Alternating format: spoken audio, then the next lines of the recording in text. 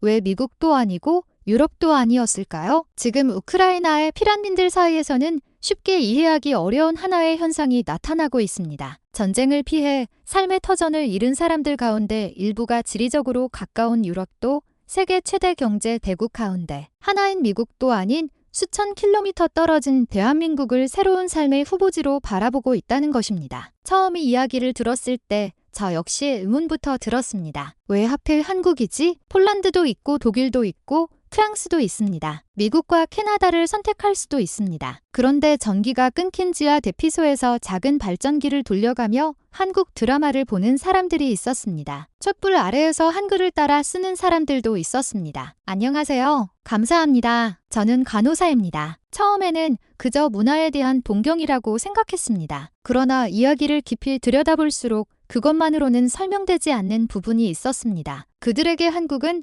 단순히 K-팝과 드라마의 나라가 아니었습니다. 전쟁의 폐허에서 다시 일어난 나라, 가난했던 시대를 지나 세계적인 산업국가가 된 나라, 교육에 집착할 정도로 투자했고 무너진 도시를 다시 세웠으며 불과 몇 세대 만에 전혀 다른 나라로 변한 곳, 전쟁을 경험한 우크라이나 사람들에게 그 역사는 이상할 정도로 현실적으로 다가오고 있었습니다. 우리도 언젠가 저렇게 될 수 있을까? 그 질문이었습니다. 그리고 오늘 이야기의 주인공 역시 처음에는 한국과 아무 관계가 없었던 한 우크라이나 여성이었습니다. 제 이름은 소피아 코발렌코입니다. 저는 33살이고 전쟁이 시작되기 전까지 키이우의 한 종합병원에서 간호사로 일했습니다. 특별한 인생이라고 생각한 적은 없었습니다. 아침이면 출근해 환자들의 체온을 확인하고 주사를 놓았습니다. 근무가 끝나면 남편 안드리와 장을 보고 집으로 돌아왔습니다. 안드리는 요리를 잘하지 못했습니다. 그래도 제가 늦게 퇴근하는 날이면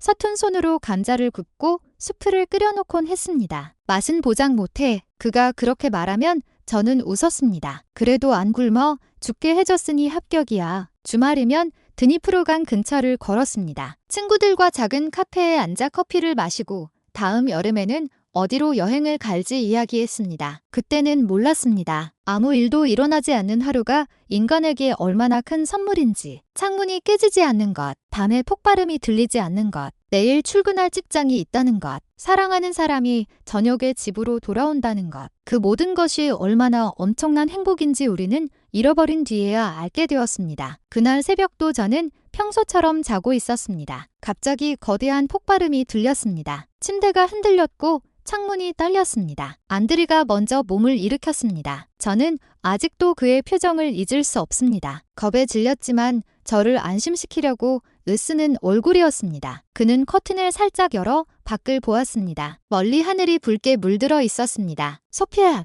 그가 낮게 말했습니다. 시작된 것 같아. 그날 이후 우리의 인생은 두 조각으로 나뉘었습니다. 전쟁 이전과 전쟁 이후. 병원은 순식간에 전쟁터의 일부가 되었습니다. 부상자들이 끊임없이 들어왔습니다. 의사와 간호사들은 제대로 잠을 잘 수 없었습니다. 수술실과 응급실 사이를 뛰어다녔습니다. 약품은 점점 부족해졌고 침대는 모자랐습니다. 복도에 임시 매트리스를 깔아야 했습니다. 어떤 사람은 다리를 잃었습니다. 어떤 사람은 가족을 잃었습니다. 어떤 사람은 자신의 집이 사라졌다는 사실조차 받아들이지 못한 채 멍하니 천장만 바라보았습니다. 저 역시 무너져가고 있었습니다. 하지만 간호사라는 직업은 이상합니다. 자신이 무너지는 순간에도 누군가의 손을 잡아야 합니다. 괜찮으세요? 조금만 참으세요. 제가 여기 있어요. 그 말을 하루에도 수십 번씩 반복했습니다. 정작 제 자신에게는 단 한 번도 하지 못하면서 말입니다. 전쟁이 시작되고 한 달 정도 지났을 때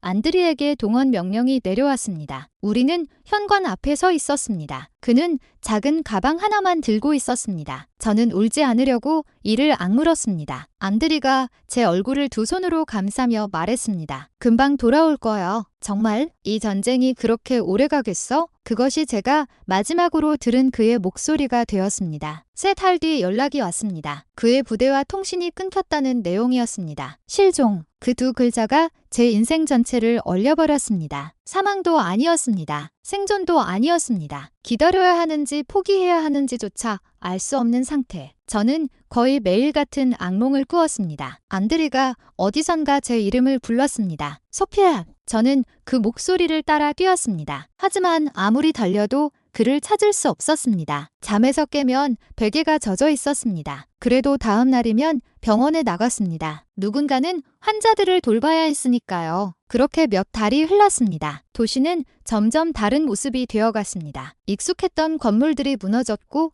거리에 검문소가 생겼습니다. 밤이면 공습경보가 울렸습니다. 처음에는 경보가 울릴 때마다 심장이 미친 듯 뛰었습니다. 그런데 인간은 끔찍한 것에도 적응합니다. 어느 순간부터 저는 경보음을 듣고도 감정을 느끼지 못했습니다. 그저 몸을 움직였습니다. 대피소로 내려가고 다시 올라오고 출근하고 환자를 보고 집으로 돌아왔습니다. 살아있는 것이 아니라 반복되고 있다는 느낌이었습니다. 그러던 어느 날 병원장이 저를 불렀습니다. 소피아, 외곽 피란민 캠프에서 의료 인력이 부족하다고 연락이 왔어. 저는 말없이 그를 바라봤습니다. 일주일 정도만 지원을 가줄 수 있겠나? 저는 고개를 끄덕였습니다. 오히려 잘 됐다는 생각이 들었습니다. 장소라도 바뀌면 머릿속이 조금 달라질지 모른다고 생각했습니다. 다음 날 아침 저는 의료 도구와 옷 몇 벌을 작은 가방에 넣고 캠프로 향했습니다. 키이우에서 차량으로 1시간 넘게 걸리는 곳이었습니다. 도착해서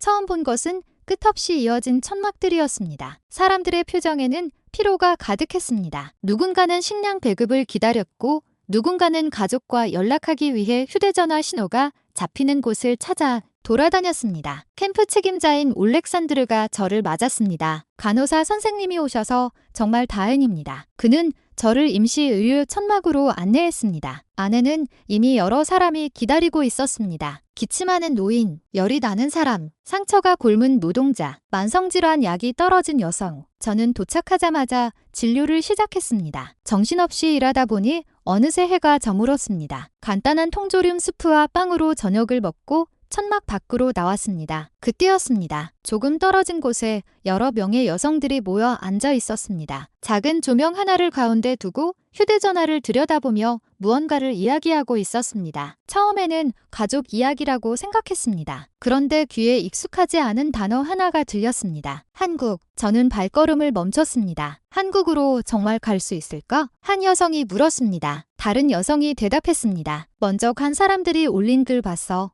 서울은 밤에도 사람들이 걸어 다닌대. 정말? 지하철도 늑대까지 있고 병원도 많고. 또 다른 여성이 말했습니다. 나는 한국 드라마를 보면서 처음 알았어.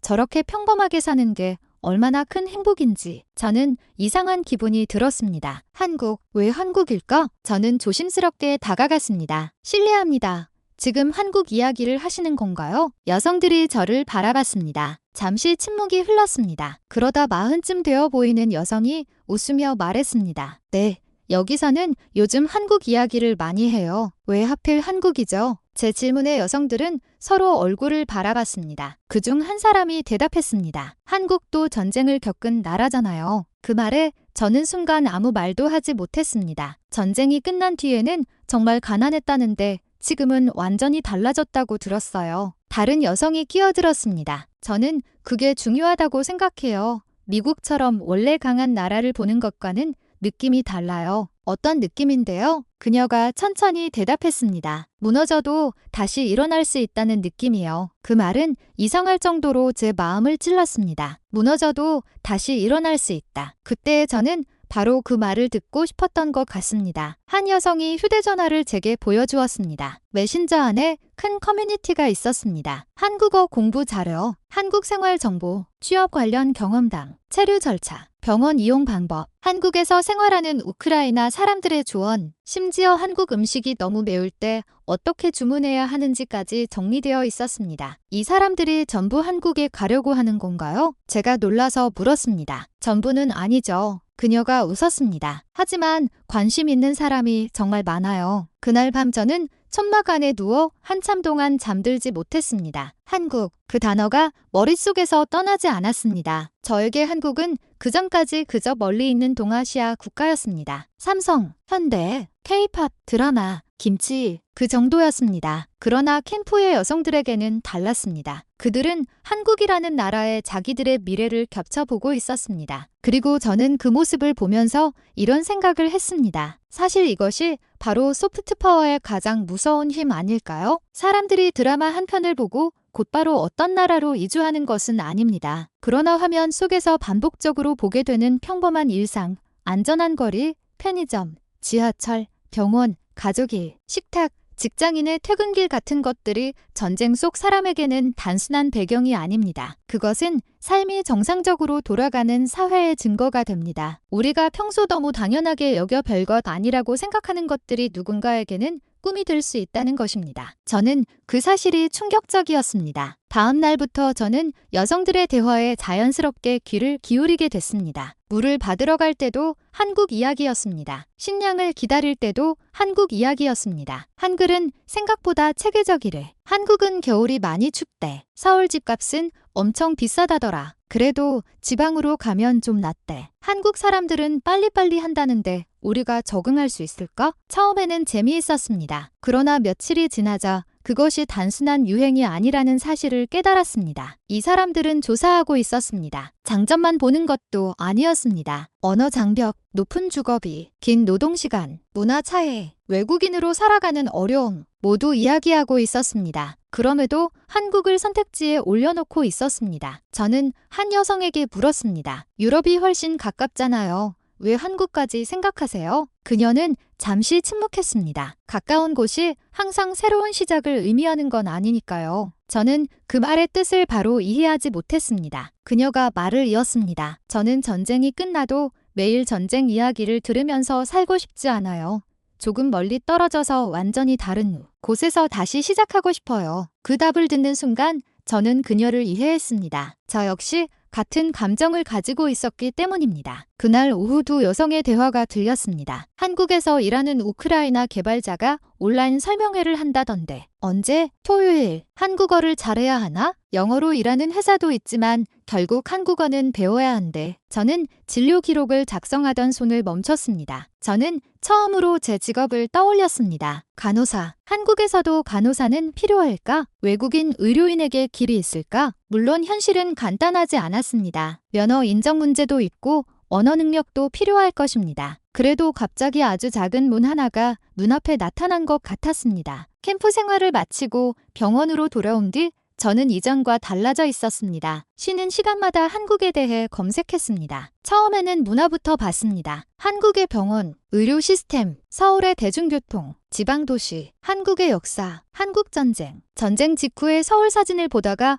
저는 화면에서 눈을 떼지 못했습니다. 폐허였습니다. 무너진 집, 피란민, 가난, 전쟁으로 가족을 잃은 사람들. 어딘가 너무 익숙했습니다. 사진만 흑백일 뿐 제가 매일 보고 있는 풍경과 묘하게 닮아 있었습니다. 그리고 몇 장 뒤에는 현대 서울의 사진이 나왔습니다. 고층 건물, 수많은 자동차, 환하게 켜진 거리, 지하철, 병원, 대학교. 저는 혼자 중얼거렸습니다. 정말 같은 나라가 맞아? 이 지점에서 저는 한국 시청자들에게 한 가지 말씀드리고 싶습니다. 한국에서 태어나 지금의 한국만 경험한 사람들에게 전후 복구와 산업화 이야기는 교과서 속 오래된 역사처럼 느껴질 수 있습니다. 또 그 이야기야? 그렇게 생각할 수도 있습니다. 하지만 전쟁을 직접 겪고 있는 사람의 눈으로 그 역사를 보면 완전히 다르게 보입니다. 폐허가 도시가 되고 원조를 받던 나라가 다른 나라를 지원하고 교육시설이 파괴됐던 나라가 세계적인 대학과 연구기관을 만들고 전쟁 피란민이 넘쳐났던 도시가 세계에서 손꼽히는 대도시가 됐다는 사실. 이것은 당사자에게는 그냥 경제성장 통계가 아닙니다. 우리도 끝난 것이 아니다. 그 메시지가 될 수 있습니다. 며칠 뒤 병원에 특별한 소식이 전해졌습니다. 해외 의료지원단이 도착한다는 것이었습니다. 그 중에는 한국에서 온 의료진도 있었습니다. 회의실 문이 열리고 여러 명의 의료진이 들어왔습니다. 그들은 차례대로 자신을 소개했습니다. 그중 한 명이 제 기억에 유독 남았습니다. 정우진이라는 응급의학과 의사였습니다. 40 전후로 보였고 영어를 능숙하게 했습니다. 안녕하세요.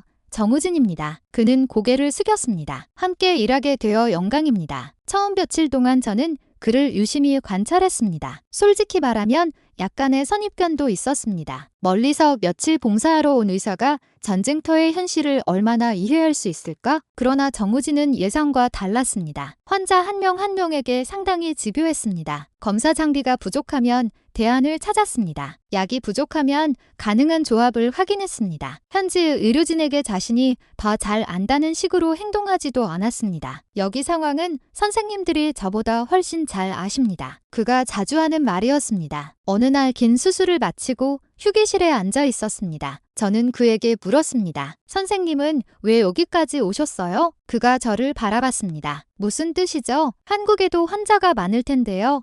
위험한 곳까지 올 이유가 있나요? 그는 잠시 생각했습니다. 그리고 말했습니다. 우리나라도 전쟁을 겪었으니까요. 저는 약간 놀랐습니다. 캠프의 여성들이 했던 말과 똑같았습니다. 그가 계속 말했습니다. 제가 직접 겪은 세대는 아니지만 할아버지와 할머니에게 이야기를 많이 들었습니다. 전쟁 뒤에는 정말 아무것도 없었다고요. 그런데 지금은 완전히 다른 나라잖아요. 그래서 더 기억해야 한다고 생각합니다. 무엇을요? 우리가 혼자 일어난 게 아니라는 것을요. 그 말이 기억에 오래 남았습니다. 그날 이후 저는 한국을 더 깊이 보기 시작했습니다. 그리고 며칠 뒤 정우진과 함께 동부 지역으로 의료 지원에 나갈 기회가 생겼습니다. 폭격으로 파손된 도로를 피해 몇 시간을 이동했습니다. 도착한 마을에는 제대로 된 의료시설이 없었습니다. 우리는 작은 공동회관의 임시 진료소를 만들었습니다. 사람들이 줄을 섰습니다. 진료를 마치고 저녁이 되자 마을 책임자인 미콜라가 우리를 식사에 초대했습니다. 식사는 단순했습니다. 빵, 감자, 스프, 조금의 고기. 그런데 식사를 마친 뒤 사람들이 한쪽 방으로 모이기 시작했습니다. 뭘 하는 거죠? 제가 물었습니다. 미콜라가 웃었습니다. 오늘 드라마 보는 날입니다. 드라마요? 한국 드라마. 저는 순간 귀를 의심했습니다. 전기조차 제대로 들어오지 않는 마을이었습니다. 그는 작은 발전기에 전원을 켰습니다. 낡은 텔레비전 화면에 불이 들어왔습니다. 그리고 한국 드라마가 재생됐습니다. 자막이 붙어 있었습니다. 사람들은 놀라울 정도로 집중했습니다. 누군가는 웃었고 누군가는 주인공이 싸우는 장면에서 한숨을 쉬었습니다. 저는 드라마 내용보다 사람들의 얼굴을 더 많이 봤습니다. 화면에는 밤거리에서 친구들과 이야기하는 사람들이 나왔습니다. 편의점 앞에서 라면을 먹는 장면도 있었습니다. 직장인이 지하철을 타고 집으로 돌아갔습니다. 가족들이 식탁에 둘러앉았습니다. 한국 사람에게는 너무 평범해서 아무 감정도 들지 않을 수 있는 장면이었습니다. 하지만 그 방 안에서는 달랐습니다. 한 여성이 조용히 말했습니다. 밤에도 저렇게 불이 켜져 있네. 다른 사람이 대답했습니다. 지하철도 움직이고. 또 다른 사람은 이렇게 말했습니다. 사람들이 폭발 소리를 신경 쓰지 않고 밥을 먹잖아. 그 말을 듣는 순간 제 가슴이 먹먹해졌습니다. 우리가 부러워하고 있는 것은 명품도 아니었습니다. 대저택도 아니었습니다. 재벌도 아니었습니다. 그저 밤에 불이 켜지는 것, 대중교통이 움직이는 것, 가족과 밥을 먹는 것, 내일 직장에 갈 수 있는 것, 평범한 일상이었습니다. 그날 저는 한국이라는 나라가 왜 일부 사람들에게 강하게 다가오는지 처음으로 이해했습니다. 한국의 가장 큰 매력은 화려한 강남의 빌딩도 아이돌도 아닐 수 있습니다. 폐허를 경험하고도 결국 평범한 일상을 다시 만들어냈다는 사실. 전쟁을 겪고 있는 사람에게 그것보다 강한 메시지가 또 있을까요? 드라마가 끝난 뒤 젊은 여성 한 명이 제게 다가왔습니다. 선생님, 네, 저도 한국에 가고 싶어요. 그녀의 눈빛은 장난이 아니었습니다. 왜요? 여기서 벗어나고 싶어요. 잠시 침묵하다가 그녀가 덧붙였습니다. 그리고 언젠가는 돌아오고 싶어요. 돌아오고 싶다고요? 네, 한국이 어떻게 다시 일어났는지 배우고 싶어요. 우리도 필요할 것 같아서요. 그 말을 듣자 등골이 서늘해졌습니다. 저는 그날 밤 거의 잠을 자지 못했습니다. 병원으로 돌아온 뒤부터 한국어 공부를 시작했습니다. 처음 한글을 봤을 때는 솔직히 막막했습니다. 그런데 놀랍게도 며칠 지나니 글자 조합의 원리가 조금씩 보이기 시작했습니다. 안녕하세요. 저는 소피아입니다. 간호사입니다. 도와드리겠습니다. 병원 휴게실에서 혼자 중얼거리자 동료 간호사 올레나가 웃었습니다. 소피아, 뭐 하는 거야? 한국어. 갑자기 한국에 갈 수도 있으니까. 올레나의 웃음이 멈췄습니다. 진심이야? 그녀가 한참 저를 바라봤습니다. 너까지 한국 이야기야? 무슨 뜻이야? 요즘 피란민 커뮤니티에서 한국 이야기가 정말 많아. 저는 웃었습니다. 나도 캠프에서 처음 들었어. 올레나는 의자를 끌어당겨 앉았습니다. 그런데 너는 간호사잖아. 여기에서도 필요해. 그 말은 아팠습니다. 알아. 그런데 왜 떠나? 저는 대답하기까지 시간이 필요했습니다. 나는 매일 죽음을 보고 있어. 올레나는 아무 말도 하지 않았습니다. 안드레가 살아있는지도 몰라. 집으로 돌아가도 혼자여. 병원에서도 계속 사람들이 죽어. 나는 여기서 점점 사람이 아닌 것 같아. 목소리가 떨렸습니다. 새로운 곳에서 다시 살아보고 싶어. 올레나가 제 손을 잡았습니다. 그게 한국인 거야? 아직은 몰라. 저는 솔직하게 말했습니다. 하지만 알아보고 싶어. 며칠 뒤 올레나도 한글 공부를 시작했습니다. 우리는 쉬는 시간마다 서로 한국어로 인사했습니다. 안녕하세요. 오늘 어때요? 발음이 너무 이상해서 서로 웃기도 했습니다. 전쟁이 시작된 뒤 우리가 그렇게 웃어본 것이 언제였는지 기억조차 나지 않았습니다. 한국어 공부는 단순한 언어 공부가 아니었습니다. 미래가 존재한다고 믿기 위한 행동이었습니다. 그러던 어느 날 한 피란민 센터에서 한국 드라마를 함께 보는 모임이 있다는 말을 들었습니다. 저는 직접 찾아갔습니다. 교실 안에는 20명 정도가 앉아 있었습니다. 작은 프로젝터로 벽에 영상을 비추고 있었습니다. 드라마가 끝난 뒤 사람들은 한국에 대해 이야기하기 시작했습니다. 병원이 정말 깨끗하다. 지하철이 복잡하지만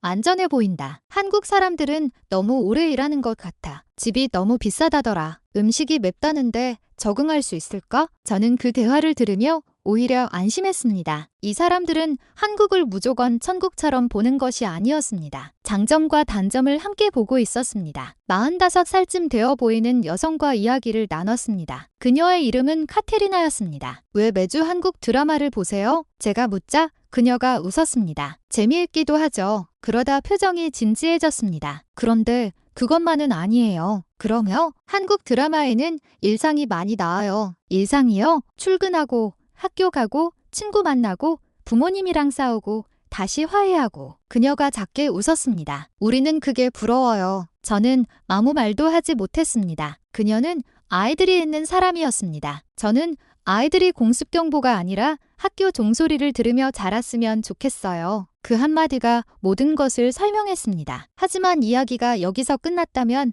너무 아름답기만 했을 것입니다. 현실은 그렇게 단순하지 않았습니다. 몇 주 뒤 충격적인 소식이 들려왔습니다. 한국 행취업을 준비하던 한 우크라이나 여성이 브로커에게 사기를 당했다는 것입니다. 높은 급여를 보장한다며 큰돈을 먼저 요구했고 돈을 받은 뒤 연락이 끊겼다고 했습니다. 저는 그 이야기를 듣고 정신이 번쩍 들었습니다. 한국이 안전하다고 해서 한국으로 가는 모든 길까지 안전한 것은 아니었습니다. 사람이 희망에 매달릴수록 사기꾼은 그 희망을 이용합니다. 비자 보장, 취업 100%, 한국 남성과 결혼 연결, 고액 급여, 이런 문구들이 피란민들을 유혹하고 있었습니다. 저는 처음으로 두려움을 느꼈습니다. 혹시 내가 지나치게 한국을 이상화하고 있는 것은 아닐까? 혹시 절망에서 벗어나고 싶은 마음 때문에 보고 싶은 것만 보고 있는 것은 아닐까? 저는 한국어를 가르치는 현지 교육기관을 찾아갔습니다. 그곳의 책임자는 이리나라는 여성이었습니다. 그녀는 과거 서울에서 유학한 경험이 있었습니다. 제가 한국에 가고 싶다고 말하자 그녀는 웃지 않았습니다. 오히려 아주 진지한 얼굴로 물었습니다. 한국이 어떤 곳이라고 생각하세요? 저는 대답했습니다. 안전하고 발전한 나라요. 그게 전부인가요? 저는 당황했습니다. 그녀가 말했습니다. 한국은 좋은 나라입니다. 하지만 천국은 아니에요. 저는 조용히 그녀의 말을 들었습니다. 언어 장벽이 있습니다. 직장 문화도 다를 수 있습니다. 외국인으로 살아가면서 외로움을 느낄 수도 있어요. 서울의 생활비도 만만치 않습니다. 알고 있습니다. 아니요. 그녀가 고개를 저었습니다. 머리로 아는 것과 직접 사는 것은 다릅니다. 그 말이 따끔했습니다. 하지만 필요했습니다. 그러면 어떻게 준비해야 하죠? 첫째, 한국어를 배우세요. 그녀가 말했습니다. 한국에서 장기적으로 살고 싶다면 결국 한국어를 피할 수 없습니다. 저는 메모했습니다. 둘째, 한국 문화를 공부하세요.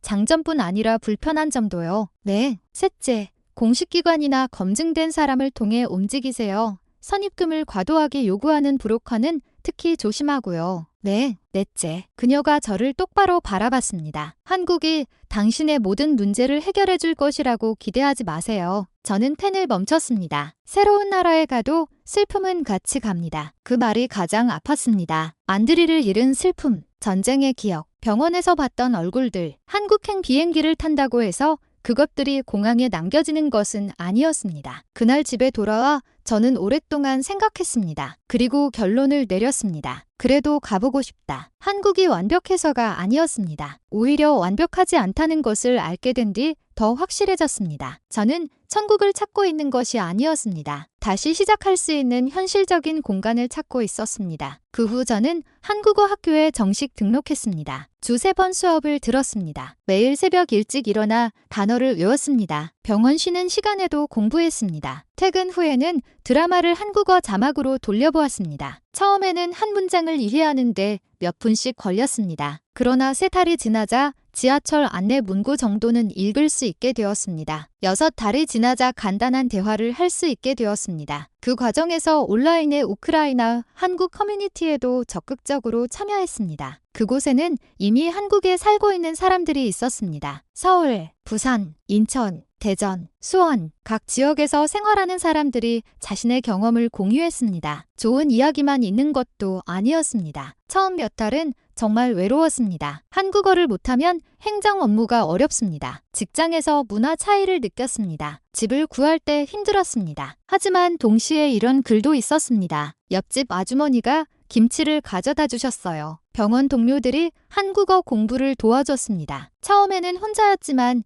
지금은 친구들이 생겼습니다. 아이들이 학교 생활에 적응했습니다. 저는 점점 이 커뮤니티를 신뢰하게 되었습니다. 어느 순간 궁금해졌습니다. 이렇게 큰 커뮤니티를 운영하는 사람은 누구일까? 운영자의 이름은 빅토리아였습니다. 저는 용기를 내 메시지를 보냈습니다. 안녕하세요. 저는 키이우에서 간호사로 일하는 소피아입니다.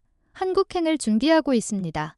커뮤니티 덕분에 정말 많은 도움을 받고 있습니다. 큰 기대 없이 보낸 메시지였습니다. 그런데 몇 시간 뒤 답장이 왔습니다. 소피아 씨, 안녕하세요. 영상통화 가능하신가요? 저는 놀랐습니다. 화면 속 빅토리아는 30 후반 정도로 보였습니다. 뒤로 한국 아파트의 거실이 보였습니다. 저는 지금 인천에 살고 있어요. 그녀가 말했습니다. 어떻게 한국에 오셨어요? 제가 묻자 그녀의 표정이 잠시 어두워졌습니다. 저도 전쟁 때문입니다. 그녀 역시 가족을 잃었습니다. 처음 한국에 왔을 때는 한국어를 거의 하지 못했습니다. 외로웠습니다. 행정 절차도 어려웠습니다. 마트에 가는 것조차 스트레스였습니다. 그런데 누가 도와줬나요? 제가 물었습니다. 처음에는 한국에 있던 우크라이나 사람들이요. 그녀가 웃었습니다. 그리고 한국 사람들도 많이 도와줬어요. 그래서 커뮤니티를 만들었군요. 네, 처음에는 몇십 명뿐이었다고 했습니다. 생활 정보를 공유하는 작은 단체였습니다. 그러다가 사람이 늘었습니다. 한국어 자료를 만드는 사람이 생겼습니다. 취업 정보를 정리하는 사람이 생겼습니다. 사기 피해를 막기 위해 검증 정보를 올리는 사람도 생겼습니다. 법률 관련 정보를 번역하는 사람도 있었습니다. 돈을 받고 운영하세요? 제가 물었습니다. 빅토리아가 웃었습니다. 아니요. 그럼 왜 이렇게까지 하세요? 그녀가 잠시 생각했습니다. 저도 도움을 받았으니까요. 그 말은 단순했습니다. 하지만 제 마음을 움직였습니다. 도움을 받은 사람이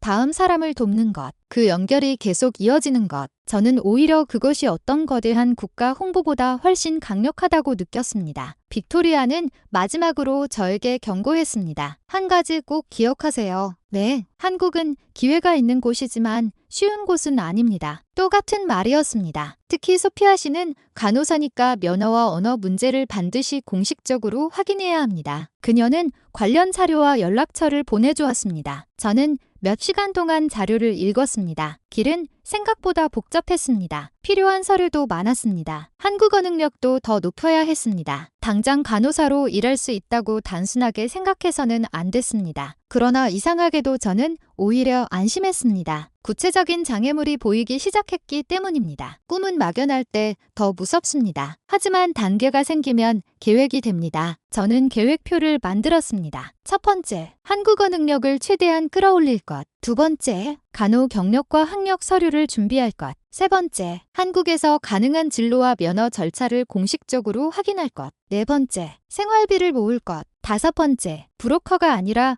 신뢰할 수 있는 기관과 커뮤니티를 이용할 것. 여섯 번째, 한국이 완벽한 나라라는 환상을 버릴 것. 마지막 항목은 제가 직접 적었습니다. 그리고 1년이 흘렀습니다. 그 1년은 전쟁 이후 가장 힘들면서도 가장 살아있다고 느낀 시간이었습니다. 새벽 5시, 알람이 울렸습니다. 저는 일어나 한국어 단어를 외웠습니다. 병원에 출근했습니다. 부상자들을 돌봤습니다. 퇴근했습니다. 다시 책상에 앉았습니다. 주말에는 수업을 들었습니다. 가끔은 너무 피곤해 책상에 엎드려 잠들었습니다. 포기하고 싶을 때도 있었습니다. 내가 지금 뭘 하는 거지? 그런 생각이 수없이 들었습니다. 그럴 때마다 휴대전화에 저장해둔 사진을 보았습니다. 전쟁 직후 폐허가 된 서울, 그리고 지금의 서울, 두 사진을 나란히 봤습니다. 저는 그 차이를 볼 때마다 마음을 다잡았습니다. 시간이 걸려도 사람은 다시 시작할 수 있어. 1년쯤 지나자 저는 간단한 면접을 한국어로 진행할 수 있을 정도가 되었습니다. 완벽하지 않았습니다. 문법도 자주 틀렸습니다. 존댓말도 혼란스러웠습니다. 하지만 제 생각을 전달할 수 있었습니다. 그리고 정우진 의사를 통해 한국의 한 의료기관과 연결될 기회를 얻었습니다. 처음부터 정식 간호사로 바로 일하는 것은 현실적으로 어려웠습니다. 그래서 관련 자격 절차를 준비하면서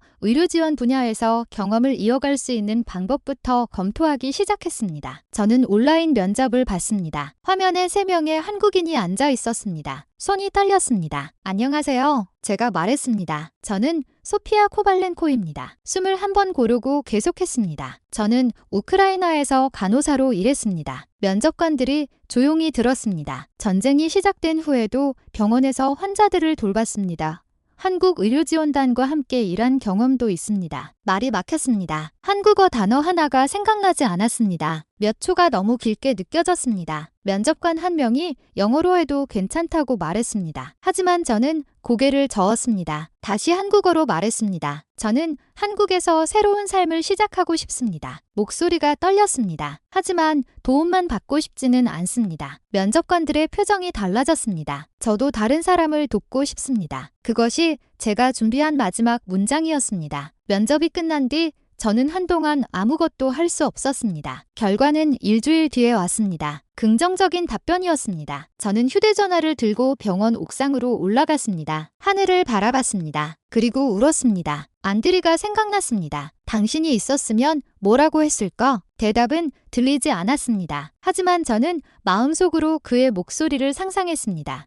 살아. 당신 인생을 계속 살아. 출국을 준비하는 몇 주 동안 저는 이상한 감정을 느꼈습니다. 기쁨과 죄책감이 동시에 있었습니다. 떠난다는 것이 사람들을 버리는 것처럼 느껴지기도 했습니다. 나는 도망치는 걸까? 나라가 힘든데 떠나는 것이 맞을까? 그 고민을 정우진에게 이야기한 적이 있습니다. 그가 말했습니다. 살아남는 건 도망치는 게 아닙니다. 저는 그를 바라봤습니다. 그리고 언젠가 돌아오고 싶으면 돌아오면 됩니다. 그 말이 저를 조금 편하게 해주었습니다. 마침내 출국하는 날이 왔습니다. 저는 공항에서 작은 여행 가방 하나를 들고 있었습니다. 전쟁 전 제 집에서 가져온 물건은 많지 않았습니다. 옷, 서류, 사진 몇 장, 안드리와 함께 찍은 사진, 그리고 한국어 공책. 공책 첫 페이지에는 삐뚤빼뚤한 글씨가 적혀 있었습니다. 안녕하세요. 마지막 페이지에는 훨씬 자연스러운 문장이 적혀 있었습니다. 저는 다시 시작하고 싶습니다. 비행기가 이륙하자 우크라이나가 점점 멀어졌습니다. 저는 창밖을 바라봤습니다. 눈물이 흘렀습니다. 몇 시간 뒤 한국을 향해 비행하고 있다는 사실이 믿기지 않았습니다. 그리고 마침내 인천국제공항에 도착했습니다. 입국장을 나오는 순간 가장 먼저 느낀 것은 소리였습니다. 아니, 정확하게는 소리가 없다는 것이었습니다. 폭발음이 없었습니다. 공습경보가 없었습니다. 사람들이 캐리어를 끌고 걸었습니다. 누군가는 커피를 마셨습니다. 누군가는 가족을 기다렸습니다. 어떤 사람은 휴대전화를 보며 웃고 있었습니다. 너무 평범했습니다. 그래서 저는 울었습니다. 옆에 있던 올레나가 물었습니다. 왜 울어? 저는 대답하지 못했습니다. 잠시 뒤 겨우 말했습니다. 아무 일도 안 일어나고 있잖아. 올레나도 울기 시작했습니다. 한국 사람들에게는 공항의 평범한 오후였을 것입니다. 하지만 우리에게는 기적 같은 장면이었습니다. 밖으로 나왔습니다. 도로에는 자동차가 끊임없이 지나갔습니다. 멀리 아파트가 보였습니다. 버스가 정해진 정류장에 섰습니다. 사람들이 줄을 서서 탔습니다. 저는 이상할 정도로 모든 것을 바라봤습니다. 그리고 그 순간 깨달았습니다. 우리가 한국에 온 이유는 한국이 완벽한 나라여서가 아니었습니다. 한국에도 분명 문제가 있습니다. 높은 집값, 경쟁, 과도한 노동, 세대 갈등, 외국인이 느끼는 문화적 장벽, 언어 문제, 우리가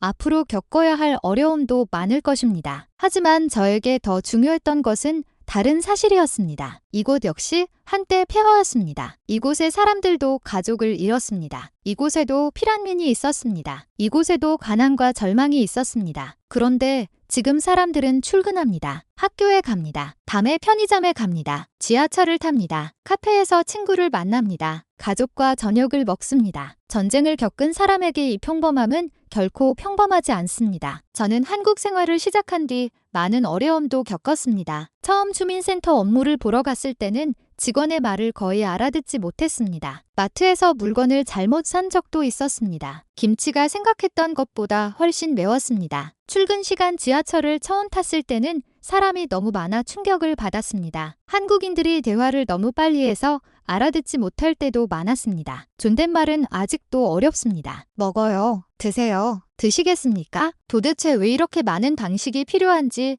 처음에는 이해할 수 없었습니다. 하지만 조금씩 익숙해졌습니다. 동료들은 제 발음을 고쳐주었습니다. 한 한국인 간호사는 제게 자주 물었습니다. 소피아 선생님, 점심 먹었어요? 처음에는 왜 매일 밥을 먹었는지 묻는지 이상했습니다. 나중에야 그것이 관심을 표현하는 한국식 방식 중 하나라는 걸 알았습니다. 어느 날 몸이 좋지 않았을 때 같은 부서 선배가 죽을 사다 주었습니다. 그녀는 대단한 말을 하지 않았습니다. 이거 먹고 약 먹어요. 그게 전부였습니다. 그날 저는 집에 돌아와 한참 울었습니다. 친절은 때때로 거창할 필요가 없습니다. 사람이 가장 힘든 순간에는 따뜻한 죽 한 그릇이 그 나라 전체에 대한 기억이 되기도 합니다. 몇 달 뒤 저는 우크라이나의 피란민 커뮤니티에 글을 올리기 시작했습니다. 한국에서 겪은 좋은 점만 쓰지 않았습니다. 어려운 점도 솔직히 적었습니다. 한국어는 반드시 공부해야 합니다. 서울 생활비가 생각보다 높습니다. 직장 문화가 다를 수 있습니다. 공식 절차를 확인하세요. 취업과 비자를 보장한다는 브로커를 무조건 믿지 마세요. 그리고 마지막에는 항상 같은 문장을 적었습니다. 한국은 천국이 아닙니다.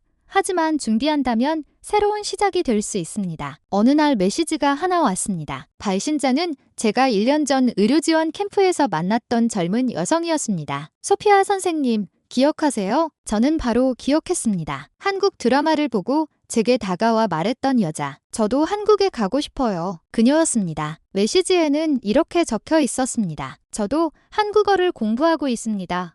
이제 간단한 대화를 할 수 있어요. 그리고 마지막 문장. 선생님이 먼저 가져서 저도 할 수 있다고 믿게 됐어요. 저는 그 메시지를 한동안 바라봤습니다. 그 순간 빅토리아가 했던 말이 떠올랐습니다. 도움을 받은 사람이 다음 사람을 돕는 것. 어쩌면 이것이 모든 이야기의 핵심인지도 모릅니다. 한국이 우크라이나 사람들에게 특별하게 보이는 이유를 단 하나로 설명할 수는 없습니다. K-팝 때문이라고 말하면 너무 단순합니다. 한국 드라마 때문이라고 해도 부족합니다. 경제 성장 때문이라고만 해도 설명되지 않습니다. 안전, 교육, 의료, 기술, 전쟁 이후의 재건 역사, 현대 한국의 평범한 일상, 그리고 한국에서 먼저 살아본 사람들이 만들어낸 작은 연결망. 그 모든 것이 겹치면서 하나의 이미지가 만들어지는 것입니다. 무너진 뒤에도 다시 시작할 수 있는 나라. 저는 이것이 한국 사회에도 꽤 의미 있는 질문을 던진다고 생각합니다. 한국 안에서는 늘 문제가 크게 보입니다. 집값이 너무 비싸다. 취업이 어렵다. 교육 경쟁이 심하다. 사는 것이 힘들다. 젊은 세대가 지쳤다. 모두 현실적인 문제입니다. 외국인이 한국을 칭찬한다고 해서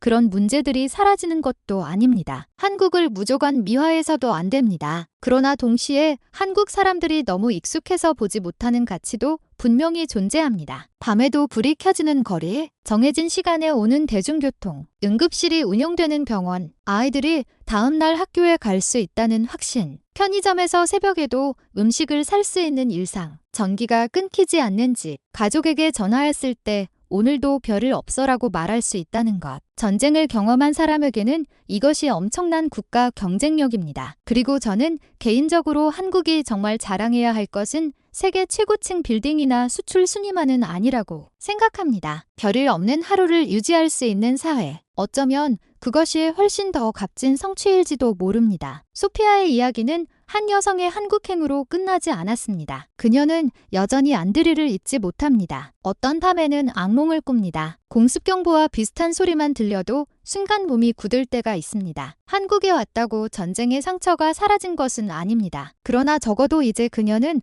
다음 날을 계획할 수 있습니다. 다음 달을 생각할 수 있습니다. 내년을 상상할 수 있습니다. 그 차이는 엄청납니다. 어느 봄날 저녁 소피아는 한강변을 걸었습니다. 자전거를 타는 사람들이 지나갔습니다. 잔디밭에서는 가족들이 돗자리를 펴고 음식을 먹고 있었습니다. 학생들은 편의점에서 컵라면을 사와 친구들과 이야기하고 있었습니다. 강 건너 건물에 하나둘 불이 켜졌습니다. 소피아는 그 풍경을 한참 바라봤습니다. 그리고 오래전 키이우에서 안드리와 강변을 걷던 날을 떠올렸습니다. 그녀는 조용히 말했습니다. 언젠가 우리 도시도 다시 이렇게 되겠지. 이번에는 한국을 향한 말이 아니었습니다. 우크라이나를 향한 말이었습니다. 한국은 그녀의 최종 목적지가 아니라 미래를 믿게 해준 증거였던 것입니다. 전쟁은 도시를 무너뜨릴 수 있습니다. 집을 파괴할 수 있습니다. 사람을 서로 떨어뜨릴 수 있습니다. 하지만 인간이 다시 시작하고 싶다는 마음까지 완전히 파괴하기는 어렵습니다. 그리고 때로는 수천 킬로미터 떨어진 다른 나라의 역사가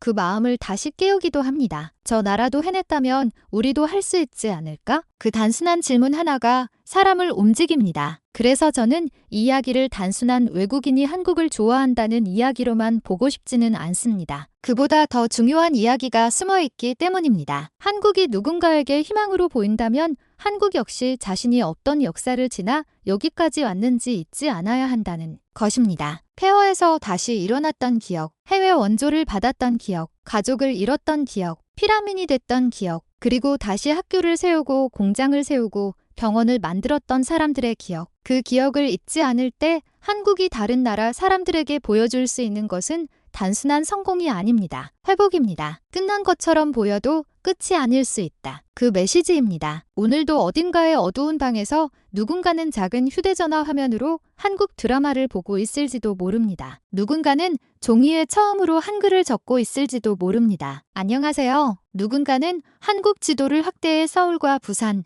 인천과 대전을 찾아보고 있을지도 모릅니다. 그리고 누군가는 아주 조용히 생각할 것입니다. 저곳에서 다시 시작할 수 있을까? 우리는 그 질문에 무조건 그렇다고 대답해서는 안 됩니다. 한국 역시 쉽지 않은 사회이기 때문입니다. 그러나 한 가지는 말할 수 있습니다. 철저히 준비하고 현실을 알고 언어를 배우고 신뢰할 수 있는 사람들과 연결되고 환상이 아니라 자신의 힘으로 미래를 만들어갈 각오가 있다면 새로운 출발은 가능합니다. 소피아가 그랬던 것처럼 말입니다. 미국도 아니었습니다. 유럽도 아니었습니다. 그녀가 바라본 곳은 멀리 떨어진 대한민국이었습니다. 그 이유는 단순히 한국이 부유해서도 한국 문화가 유명해서도 아니었습니다. 무너졌다가 다시 일어난 역사를 가진 나라였기 때문입니다. 그리고 지금 이 순간에도 평범한 사람들이 평범한 하루를 살아가고 있는 나라였기 때문입니다. 소피아가 가장 원했던 것은 결국 그것뿐이었습니다. 엄청난 성공도 아니었습니다. 부자가 되는 것도 아니었습니다. 유명해지는 것도 아니었습니다. 아침에 눈을 떴을 때